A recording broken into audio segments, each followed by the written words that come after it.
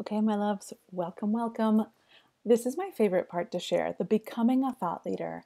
This is the foundation of what we do at Red Thread. We're supporting women to write, to publish, and become successful authors through thought leadership, okay? And using your book as that foundation. There are 3 parts to this. You're working along with the worksheets and the checklist.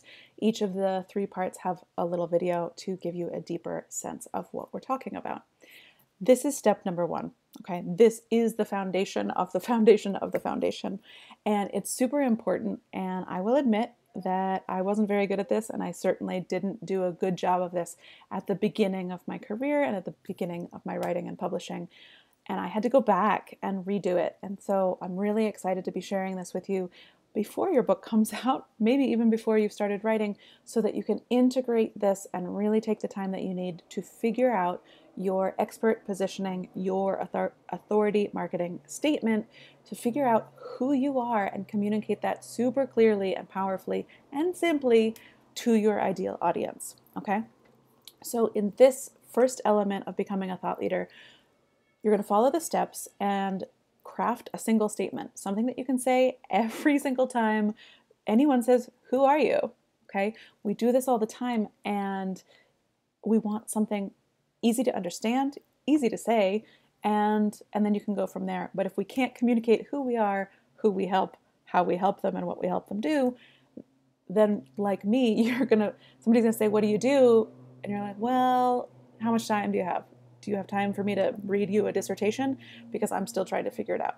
No, nobody wants that. So authority marketing statement or expert positioning statement, these are the same thing. It says who you are, what you are an expert in, okay? And you're writing a story, you're writing a book. This is your foundation. This is your capstone and your foundation. So the formula is I am, I help, so that, by.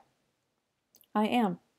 Fill in your title as simply as possible, as clearly as possible. If you are describing your career, your value in a metaphor, you're going to lose people instantaneously. And I say that because I did it and I see people doing it all the time. So please don't. Okay. What is the most simple, boring way that you can say who you are? I am a publisher. Okay. I'm a publisher. That's what I do. I help. Who is your ideal client? Your ideal client is who you help. I help women. Okay?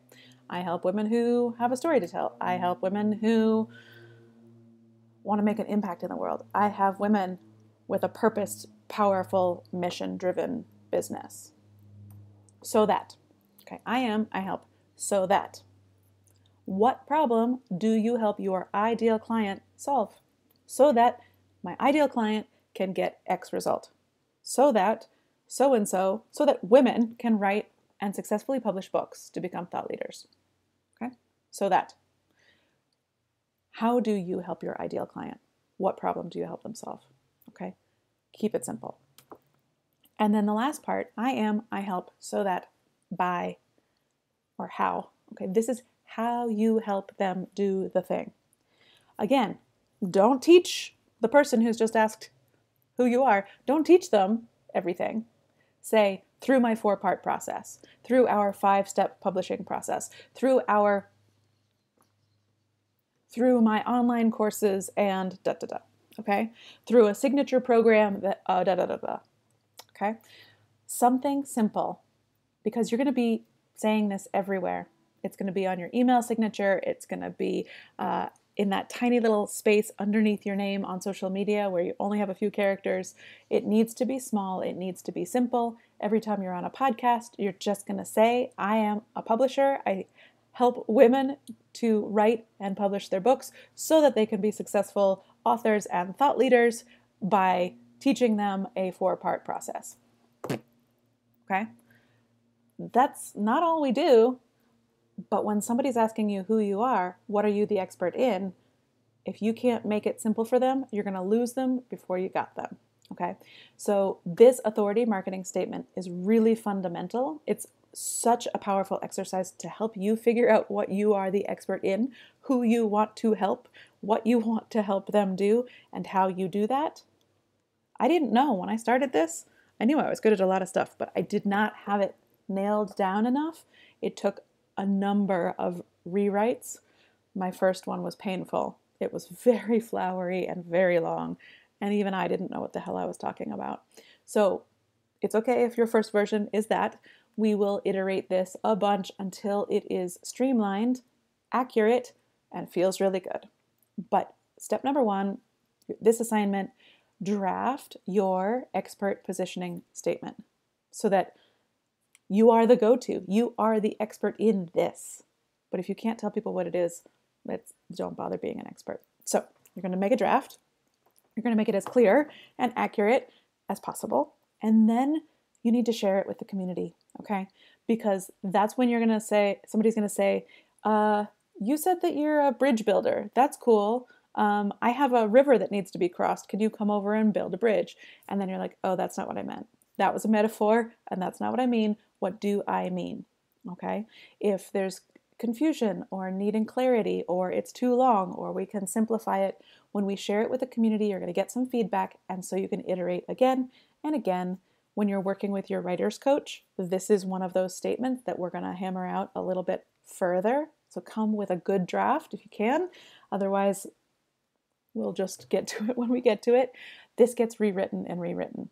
Once you have a pretty polished version of your expert positioning statement, then that goes in your author bio, and that goes on your email signature. And like I said earlier, it goes on your social media. It goes everywhere, okay? Your authority marketing statement, your expert positioning statement is like the nose on your face. It's got to be everywhere you are, okay? Everywhere you are. This is going to help your audience know who you are, who you help, what you help them do, and how. But it's also going to reiterate it for you. Remind yourself, this is the person. This is the thought leader. This is what I do, and in a simple and clear way. Okay. So when you have I'd say at least 4 versions, when you have your 4th or better version of your expert positioning statement, you've tested it with the community, and you can add it to your author bio, then you're ready to put this everywhere. I actually probably twice a year revise my authority marketing statement and clarify it and update it and get it all accurate. And then I change it in every place that I exist. It changes on my email signature. It changes on all my social media feeds. But this way, we are telling the world who we are in a really clear, precise way.